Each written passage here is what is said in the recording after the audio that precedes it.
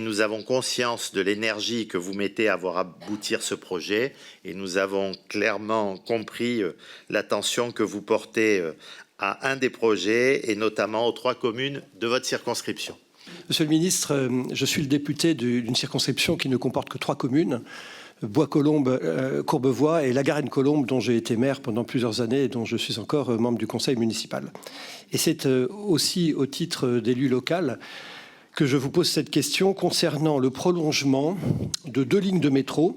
La ligne 1, qui actuellement s'arrête à la Défense, vers la Garenne-Colombes, la place de Belgique, et la ligne 3, qui s'arrête actuellement au pont de Levallois, et son prolongement vers Courbevoie, la gare de Bécon-les-Bruyères, et vers Les Vallées, qui est une gare SNCF qui a le mérite de desservir 3 communes, la Garenne-Colombes, qui me tient tellement à cœur, Bois-Colombes, mais aussi la ville de Colombes.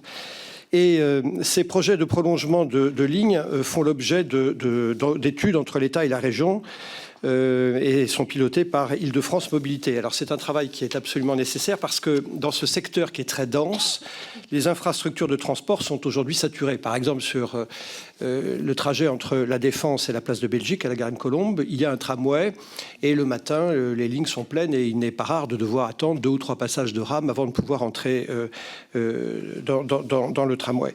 Les habitants, les salariés, les entreprises subissent donc des temps de transport extrêmement longs et c'est pour ça que l'extension de ces deux lignes me paraît absolument indispensable. Alors, les études en cours prévoient un diagnostic, des analyses de préfaisabilité et d'opportunité et un calendrier qui nous conduit à des premières restitutions dès cette année, en 2026, et puis des choix qui pourraient être pris dès l'année prochaine, en 2027. Donc, en fait, on va y être très, très vite et le calendrier est très resserré. Alors, ma question est très simple. Comment les hypothèses de prolongement qui desservent la Garenne-Colombes pour la ligne 1 et la ligne 3 jusqu'à la place de Belgique, jusqu'à la gare de Vallée, Bois-Colombes pour la ligne 3, gare des Vallées, et Courbevoie pour Bécon-les-Bruyères, eh bien, sont-elles concrètement prises en compte dans les études qui sont actuellement menées? Et puis, surtout, comment l'État pourrait-il s'engager aux côtés d'Île-de-France Mobilité pour que ces travaux débouchent et puis qu'une décision soit prise, au mieux en 2026, peut-être en 2027? Monsieur le ministre des Transports, vous avez la parole. Merci Madame la Présidente. Monsieur le rapporteur général, l'État accompagne, vous l'avez dit, le développement et la modernisation des infrastructures de transport collectif en Île-de-France via le contrat de plan État-région. L'État engage ainsi plus de 2,6 milliards d'investissements pour le volet transport collectif, dont la contractualisation actuelle 2023-2027.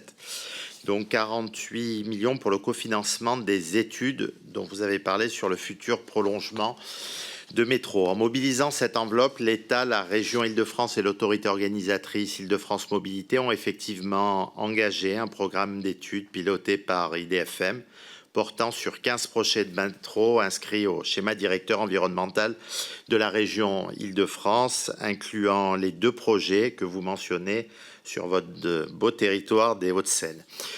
La première phase des études consistant en un diagnostic territorial et de préfaisabilité technique débouchera sur 20 à 30 variantes de tracés sur l'ensemble des projets et fera l'objet également, vous avez donné à peu près la date, mi-2026, d'une restitution au territoire par secteur de projet. La seconde phase à laquelle contribueront les services de l'État en Île-de-France consiste en une analyse d'opportunité de ces variantes de tracés en termes de fréquentation, de potentiel, de développement, ce qui est important aussi, des pôles multimodaux, intégrant à la fois le bilan financier, le bilan socio-économique, ainsi qu'une évaluation, vous l'imaginez, des impacts urbains, économiques, environnementaux et sur les réseaux de transport. À l'issue de cette seconde phase, une analyse multicritère sera réalisée sur l'ensemble des variantes du tracé permettant de prioriser les futurs projets sur la base de critères les plus objectifs possibles de faisabilité technique, d'impact territorial, de soutenabilité financière. Les négociations dans le cadre du prochain CPER permettront ensuite d'acter le financement des études d'approfondissement des projets retenus comme prioritaires et bien sûr de leur réalisation. Soyez assuré, monsieur le rapporteur général, ça vous le savez, du plein engagement de l'État en faveur des projets de mobilité du quotidien, mais nous avons conscience de l'énergie que vous mettez à voir aboutir ce projet et nous avons clairement compris l'attention que vous portez à un des projets et notamment aux 3 communes de votre circonscription. Monsieur le rapporteur, est-ce que vous voulez rebondir? Merci Madame la Présidente. Bien, Monsieur le Ministre, d'abord, je veux vous remercier pour ces bonnes nouvelles. Et bien, écoutez, l'année 2026 commence et je vous reverrai avec plaisir pour suivre ce dossier de prolongation de la ligne 1 vers la Garenne et de la ligne 3 vers la gare des Vallées.